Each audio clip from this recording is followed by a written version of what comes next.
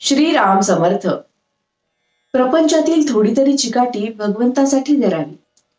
लग्न करणे याला आपण सामान्यतः प्रपंच समजतो.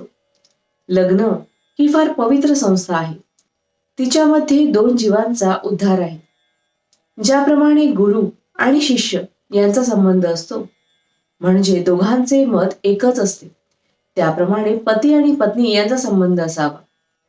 पत्नी आपले सर्वस्व पतीला देते. यामध्येच खरे पवित्रपणा आहे. लग्नाचा पवित्रपणा ज्यावेळी नाहीसा होईल त्यावेळी आपल्या धर्माचा पायाच उघडला असे समजावे.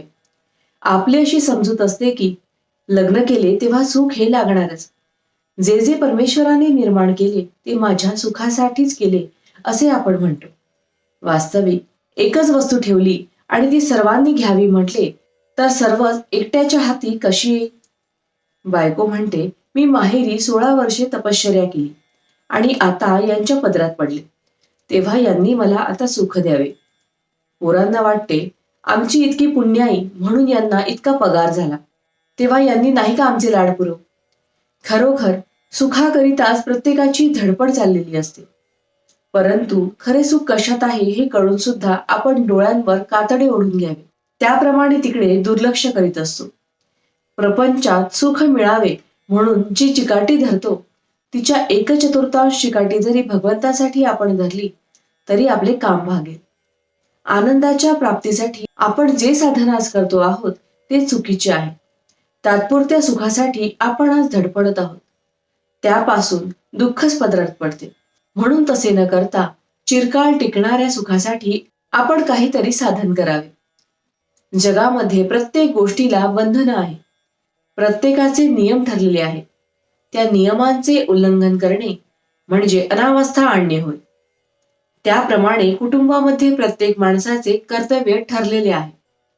असे कर्तव्याचे वळण जिथे असते त्या घराला वळण आहे असे म्हणतात. ज्या घरामध्ये वळण असते ते घर सुखी होईल. समजा आपण एक घर बांधले, त्यामध्ये दरवाजे केले, भिंतीला खिडक्या केल्या, वर आढ्याला झरोके केले. आता त्यापैकी झरोक्यांनी विचार केला की आम्ही का म्हणून लहान असावे, आम्ही दरवाजा इतकेच मोठे होणार असे म्हणून ते दरवाजा इतके मोठे झाले. खिडक्यांनीही तोच विचार केला आणि त्या सगळ्या दरवाजा इतक्या मोठ्या बनल्या. असे झाल्यावर त्या घराचे काय होईल? हे जसे योग्य नव्हे तसे ज्या घरामध्ये प्रत्येक जण आपलेच मत खरे म्हणतो आणि जिथे वडील माणसांविषयी आदर नसतो त्या घराचा विचका व्हायला वेळ लागत नाही. भावार्थ, आपल्या घरातील वातावरण शुद्ध, शांत आणि पवित्र असावे. जानकी जीवन स्मरण जय जय राम. महारुद्र हनुमान की जय. समर्थ रामदास स्वामी महाराज की जय. सब संतन की जय.